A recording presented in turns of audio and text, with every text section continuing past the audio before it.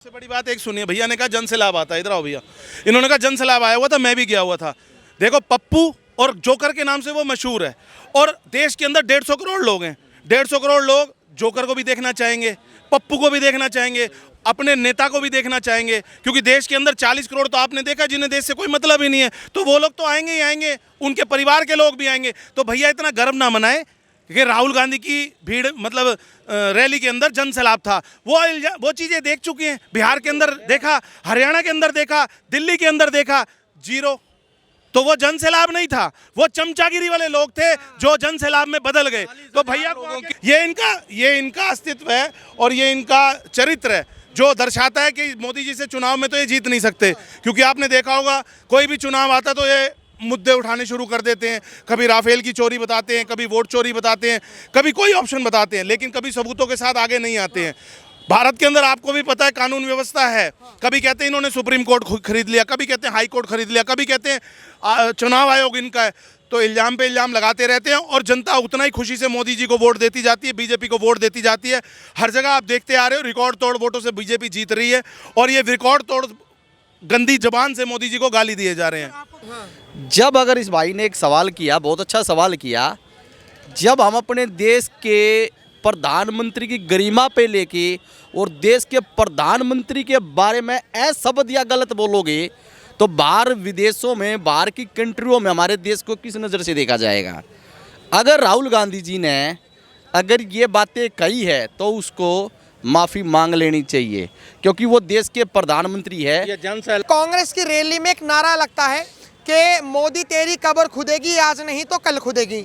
ये जो नारा है, ये नारा पार्लियामेंट तक चला गया। जेपी नड्डा ने इन नारों को उठाया। क्या आखिर में मीडिया पे चीख के कि ये नारा मैंने लगाया है। हाँ। और वो वही लोग हैं जो कहते हैं जी संविधान खतरे में है, संविधान खतरे में है, यहाँ तो आज़ादी छिन गई। समझ रहे हो, वो वही लेडीज खुले आम मीडिया पे आके कह रही, दांत फाड़ के हंस के, कि नारा मैंने लगाया है, मोदी तेरी कब्र खुदेगी। और फिर कहते हैं कि संविधान खतरे में है। मोदी जी ने जो है हिंदू मुसलमान करके इतना दहशत फैला दी है। लेकिन ये बता दूं, मैं आपको कहता हूं कि इनको कहो, चमचों को और भीमटों को, कि भैया जो भीमराव अंबेडकर का ओरिजिनल संविधान था, जो लिख रहे थे ना, वही लागू कर दो। उसकी रेप्लिका नहीं, वही लागू कर दो। उसमें लागू कर दोगे तो ये भर्ती पे वक्फ बोर्ड, या जितने तुमने परपंच रचे ना बाद में, जितने संशोधन किए, ये सारे हटा के वही ओरिजिनल वाला ले आओ। फिर देखना ये भीमटे मीमटे जितने घूमते हैं ना, फिर देखते हैं गठजोड़ कहाँ से होता है। लेकिन मानने को हिसाब से जो नारा लगाया गया, मोदी तेरी कब्र खुदेगी, आज नहीं तो कल खुदेगी, इस नारे पे क्या कहना चाहोगे? ये नारा तो पहले भी लगाया गया था और अब भी लगाया जा रहा है, और कांग्रेस की तरफ से तो खुलेआम वो महिला आकर कह रही है कि हम तो ये बोलेंगे, बताओ क्या कर लोगे? इस नारे के बाद वो उस आंदोलन की याद आ गई, सबसे पहले जो किसान आंदोलन हुआ था। हाँ। और फिर जेएनयू के अंदर जो कन्हैया कुमार और उसके समर्थकों ने जो नारे लगाए थे, उस नारों की याद आ गई। मैं आपके माध्यम से एक बात बता दूं, जब आदमी किसी से लड़ नहीं पाता ना, जब उसको पूरी तरह से ताकत लगा के भी उसे नहीं हरा पाता या उसे नहीं पछाड़ पाता, तो उसका एक ही काम होता है कि भैया गालियाँ देनी शुरू कर दो। और जब उनके ऊपर ये बात आती है, तो जब चुनाव होता है तो वो कहते हैं संविधान बहुत बढ़िया, हमें संविधान पे विश्वास है। लेकिन जब एक गाली गलौज की बात होती है तो वो कभी खड़े होकर नहीं बोलते कि हमारे कार्यकर्ता द्वारा कोई गलती हुई है। आपने पीछे भी देखा होगा, कभी सोनिया गांधी खड़ी होकर कहती है कि भरी स्टेज से कहती है कि 6 महीने हैं आप लोगों के पास, इस 6 महीने के अंदर मोदी को दिखा दो, सड़कों पर उतर जाओ। और यही राहुल गांधी कहता है, कभी कहता है हिंदुत्व को मिटा दो, कभी कहता है राहुल गांधी खड़ा होकर यहाँ का युवा, हिंदुस्तान का युवा मोदी जी को डंडे से मारेगा। ये पीछे आपने बयान सुने होंगे कि मोदी जी तेरी कब्र खुदेगी। आंदोलन के अंदर आपने देखा होगा मोदी। जब अगर इस भाई ने एक सवाल किया, बहुत अच्छा सवाल किया, जब हम अपने देश के प्रधानमंत्री की गरिमा पे लेके और देश के प्रधानमंत्री के बारे में शब्द या गलत बोलोगे तो बाहर विदेशों में, बाहर की कंट्रियों में हमारे देश को किस नज़र से देखा जाएगा।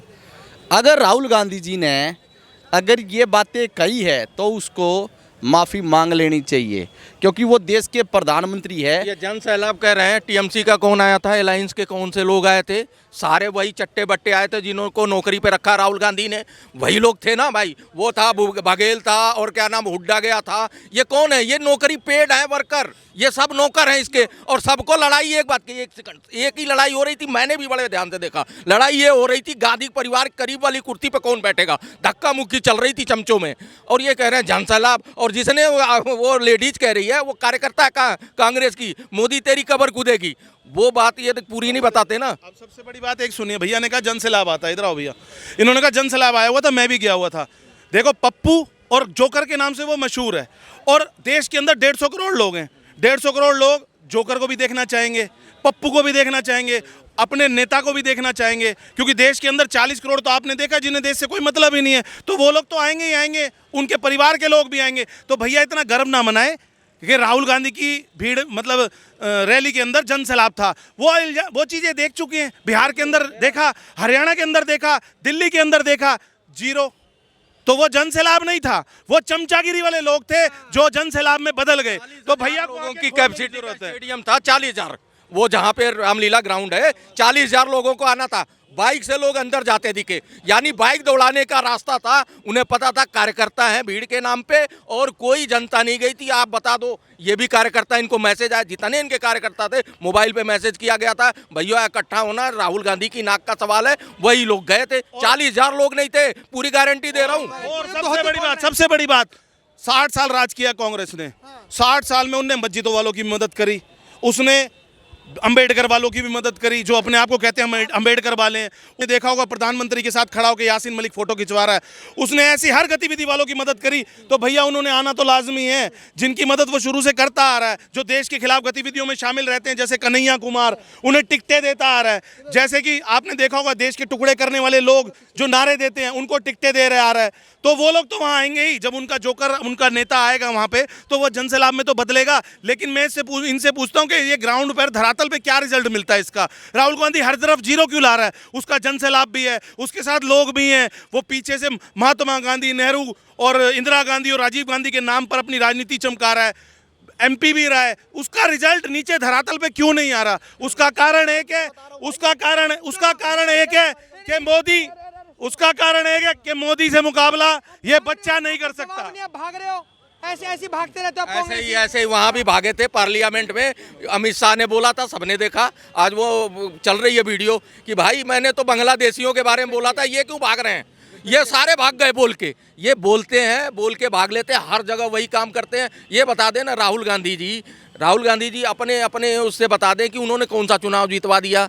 क्या ऐसा मतलब ये लालोट होते हैं चमचे, जननायक बताते हैं 95 चुनाव हारने वाले को, और जो सामने खड़ा है जिस स्टेमिना का मोदी जी खड़े हैं, मोदी जी के एक चुनाव नहीं हारे, तो उनका क्या नाम रखें भाई? ये जननायक हैं तो उनको हम क्या नाम दें?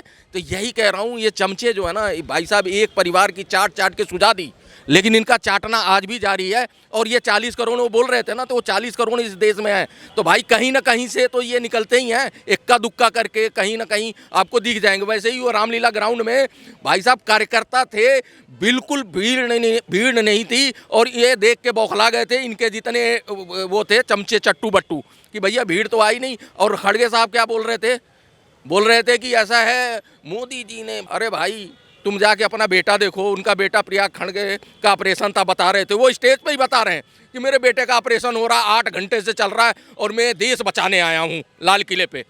तो ये इस तरह के इन पे भाषण में क्या था, 15 मिनट का भाषण था राहुल गांधी का। मैं बता रहा हूँ, किसी भी चमचे से पूछ लो कि उन्होंने क्या कहा। उन्होंने कहा ये पोल्यूशन है और वोट चोरी कर रहे हैं मोदी जी, यही बात आई ना। तो मतलब बोलने के लिए कुछ है ही नहीं, इनका भाषण सुनने जाएगा कौन? उन्हें पता है कि वहाँ से मजाकिया मीन बन के आ जाएगी, वीडियो देख लेंगे राहुल गांधी ने क्या कॉमेडी करी है इतना बड़ा रामलीला ग्राउंड का होला हल्ला मचा के।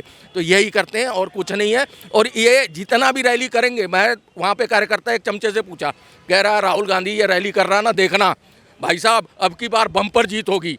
फिर मैंने बीजेपी वाले से पूछा, मैंने कहा भाई ये ऐसे कह रहा अरे भाई ये राहुल गांधी कर रहा है ना, बीजेपी और ताकत से जीतेगी। दोनों भरोसा राहुल गांधी पे है, चमचों को भी और बीजेपी वालों को भी। बीजेपी वालों को पता जितना राहुल गांधी अगर इस तरह की रैलियां करेगा उतना ही बीजेपी को फायदा होगा, समझ रहे हो। अगर इनको 10 परगना में राहुल गांधी की रैली अरेंज कर दे बीजेपी किसी तरह से, 10 परगना में प्रचार करने की जरूरत नहीं बीजेपी को, बीजेपी अपने आप जीत जाएगी। जहाँ जहाँ राहुल गांधी की रैलियां होती हैं वहाँ बम्पर वोट से उनके कैंडिडेट जीत के आते हैं। जहाँ जहाँ राहुल गांधी के पैर पड़ेंगे बम्पर जीत बीजेपी की अपने आप ही होगी। और जहाँ तक कल की रैली के लिए जनसैलाब की बात हो रही है, जनसैलाब का मैं बताया तो मैं फरीदाबाद से हूँ। वहाँ के लेबर चौक थी, लेबर चौक से सारे मजदूरों को भर के गए वो कार्यकर्ता हैं।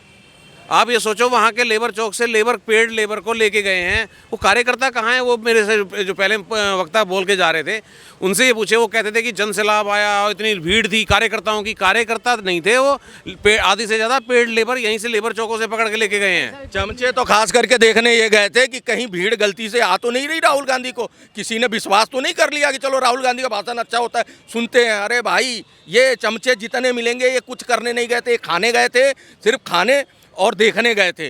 राहुल गांधी का भाषण सुनने तो ये खुद नहीं गए थे, तो पब्लिक क्यों सुनेगी? पब्लिक तो वैसे ही नहीं सुनती उसके भाषण।